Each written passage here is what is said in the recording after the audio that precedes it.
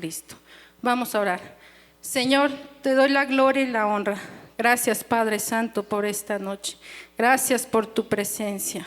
Ayúdanos a recibir este mensaje. Espíritu Santo, guíanos para escuchar tu voz y hacer tu obra posible en nuestras vidas. En el nombre de Jesús te lo pido.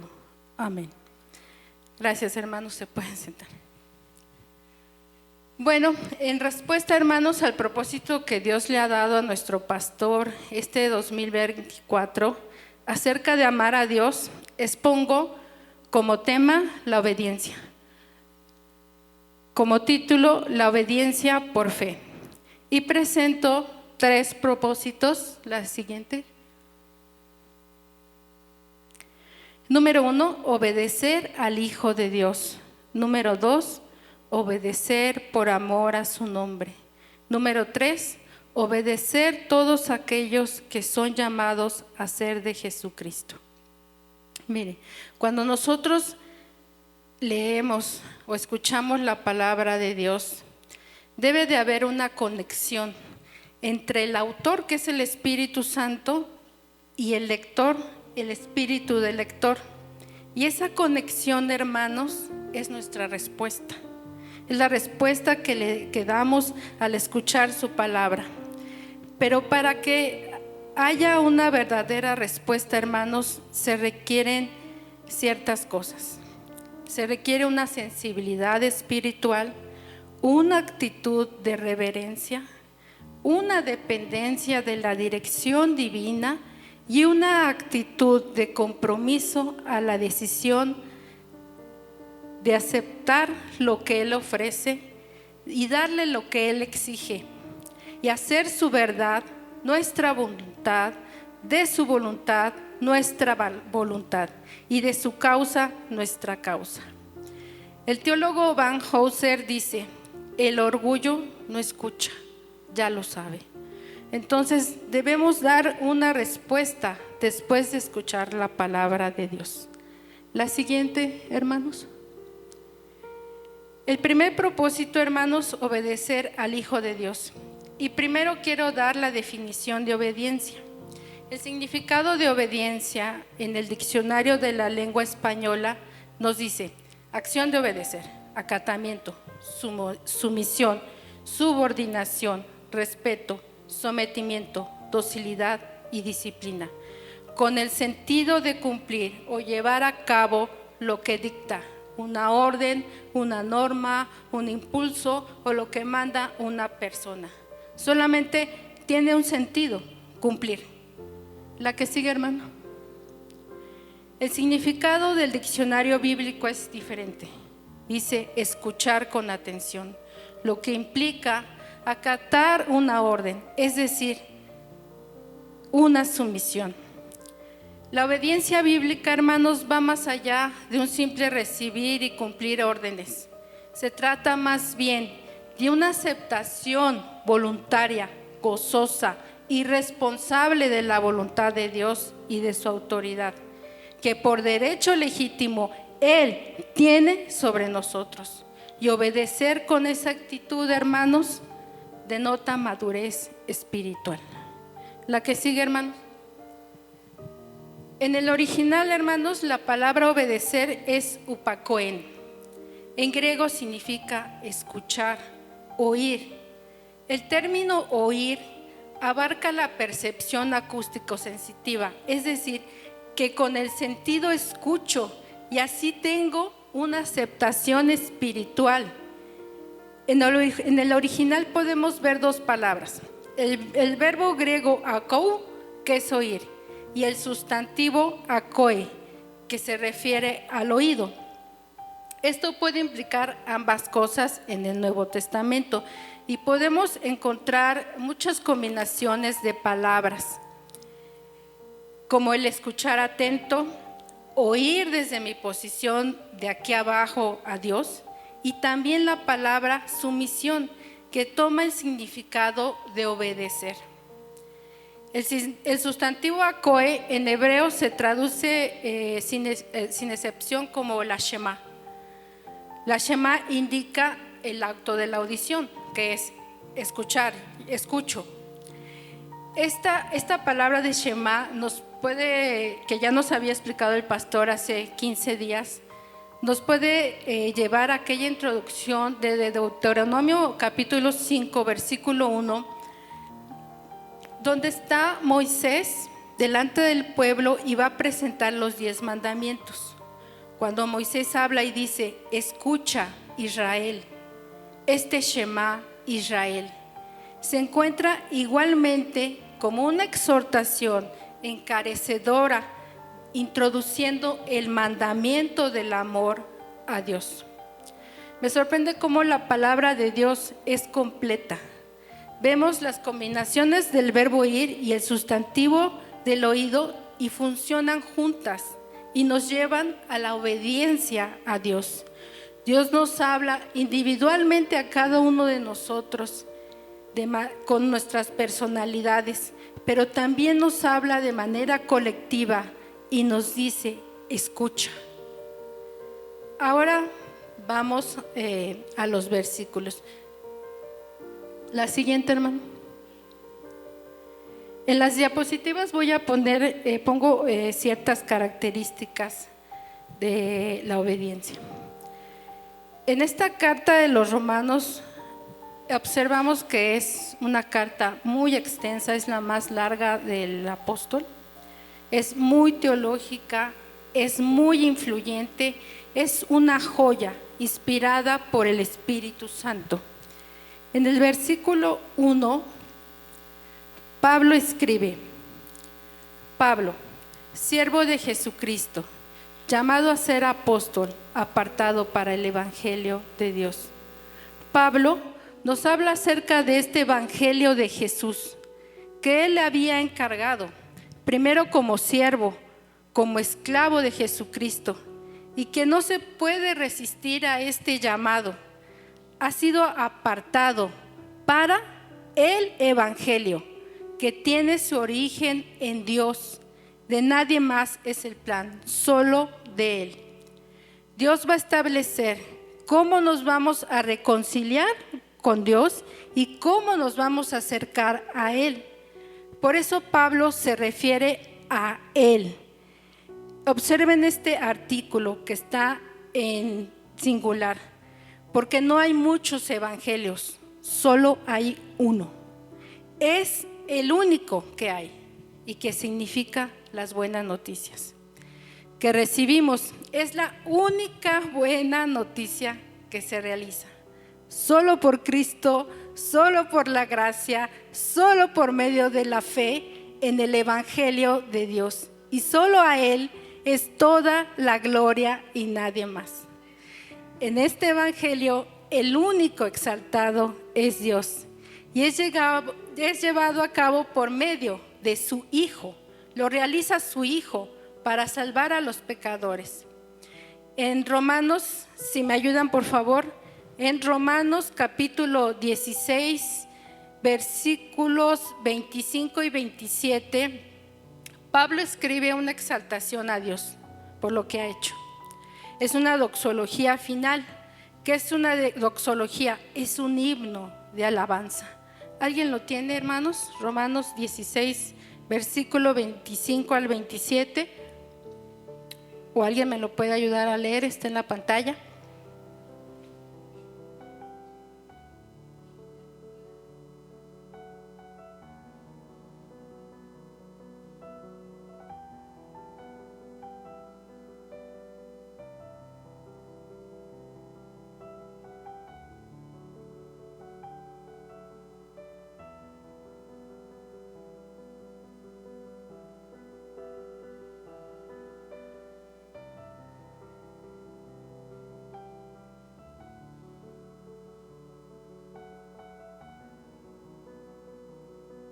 Amén.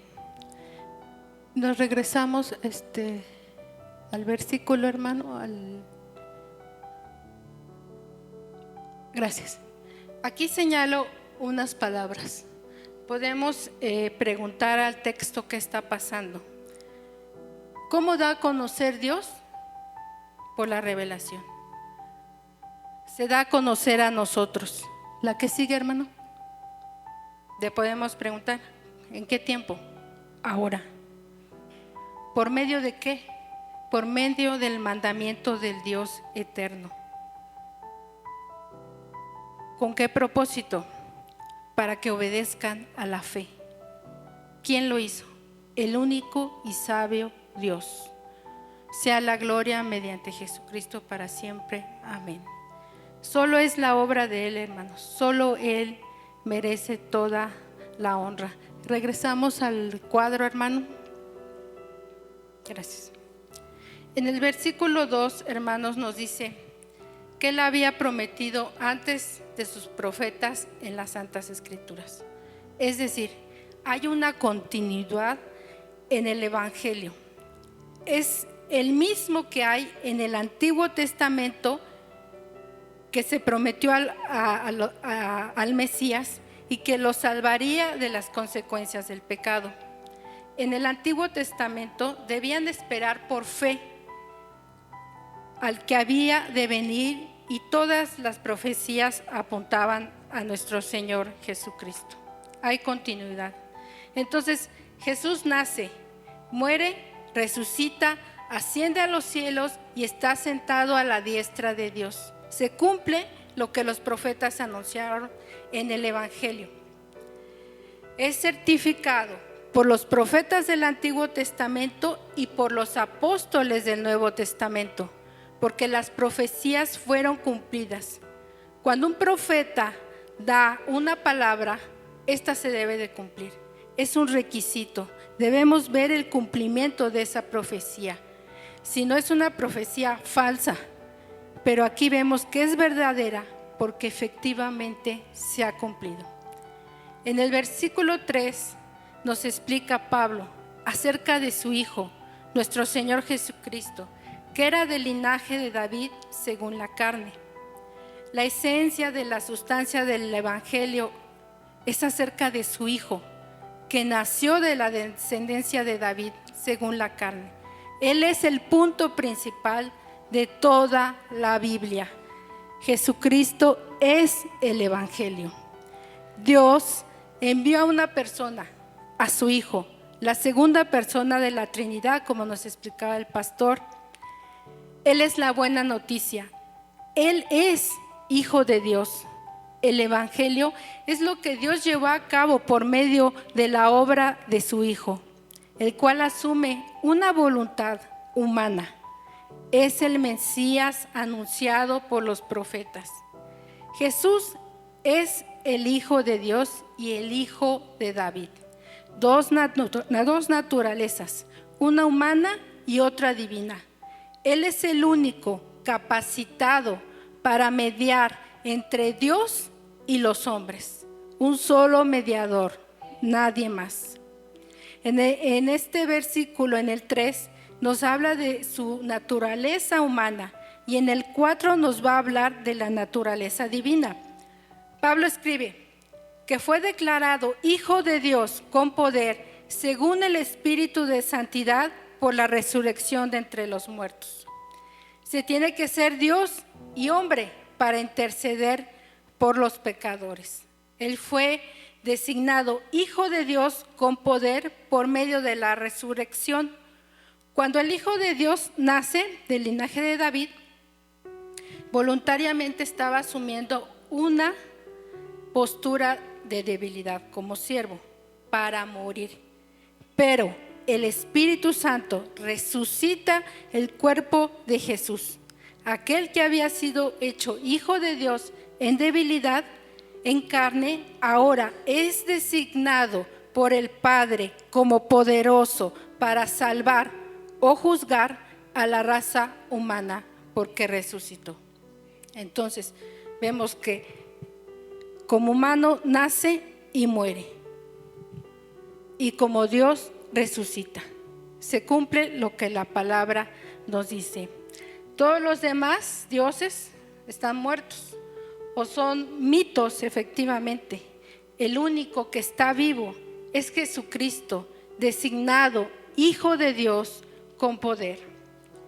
Él es anunciado, nace, muere, resucita para hacer la buena noticia para todos los seres humanos, el Evangelio, la salvación para todos nosotros. Hermanos, yo en mi mente carnal, en mi condición caída, no puedo comprender toda la obediencia del Señor. Se despoja de su majestad, nace en determinado tiempo, como vimos en diciembre, en qué condiciones, con el gobierno que había, vivir los enfrentamientos con los de su pueblo, vivir las tentaciones, amar a sus discípulos a pesar de sus debilidades, ser traicionado, padecer la muerte y muerte de cruz por amor, resucitar y estar intercediendo por nosotros. Cuando a veces, hermano, yo ni siquiera quiero despojarme de una hora o hacer un favor. No puedo entender cómo es que Dios se despoja de toda su majestad y viene por nosotros. Lo que sí sé, hermanos, es que Él me salvó de la oscuridad de este mundo. Él ha sido el único que me ha cambiado. Él pagó por mí. Él clavó los pecados de Michelle en la cruz. Él me ha librado de la muerte una y otra vez. Y todos podemos dar testimonio de que Jesucristo está en nuestras vidas. Y por eso, hermanos, lo escuchamos, obedecemos y aceptamos voluntariamente con gozo, responsablemente su voluntad y su autoridad, como nos decía el concepto que leíamos, que por derecho legítimo el Hijo de Dios tiene sobre usted y sobre de mí. Por lo tanto, hermanos, el Evangelio es para nosotros. Escuchemos al Hijo de Dios en amor y en obediencia. La que sigue, hermano. Obediencia por amor a su nombre. En el versículo 5, hermanos, nos dice: y por quien recibimos la gracia y el apostolado para la obediencia a la fe en todas las naciones por amor de su nombre. Pablo escribe desde el comienzo como al final de la carta a los romanos acerca de la fe en términos de obediencia. Para Pablo, la naturaleza de la fe salvadora debe determinarse por su intención inicial, es decir, la unión del ser humano a Dios por medio de Jesucristo en amor, devoción, gratitud y obediencia. Aleluya. Pablo escribe de qué se trata este apostolado que recibió de Jesús, y es para promover la obediencia por fe a todos los gentiles.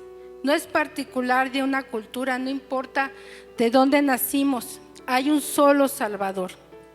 Cuando se lee en todas las naciones, yo me gocé porque yo no soy judía, soy de los gentiles. Soy una mezcla entre mis abuelos de Michoacán y mis abuelos de Guanajuato. Nacida en la Ciudad de México, Chilanga, pero eso no importa, hermanos, dónde nacimos, porque solo en el nombre de Jesucristo podemos ser salvos. Amén. Y bueno, se le encarga a Pablo llevar el mensaje a los que no son judíos, a los gentiles. Esa es su tarea primordial. Eran los gentiles para promover la obediencia a la fe, para enseñar el tipo de obediencia que surge o emana de la fe. Y la fe ¿cómo viene, hermanos? Por el oír, recordando el concepto. Y Pablo explica que el pecador es justificado, declarado justo en el tribunal por medio de la fe, libre de nuestra maldad. Pero Pablo insiste en que la fe en Jesucristo necesariamente implica un sometimiento, una voluntad a su señorío, una obediencia. Pablo se presenta como esclavo del Señor y nosotros también somos esclavos de Él. Y esa es nuestra condición, porque Él es nuestro Señor. Y si no lo somos, hermanos, somos esclavos de otra cosa. Somos esclavos del pecado. En Romanos capítulo 6, versículo del 6 al 8, si alguien me puede apoyar a leerlo.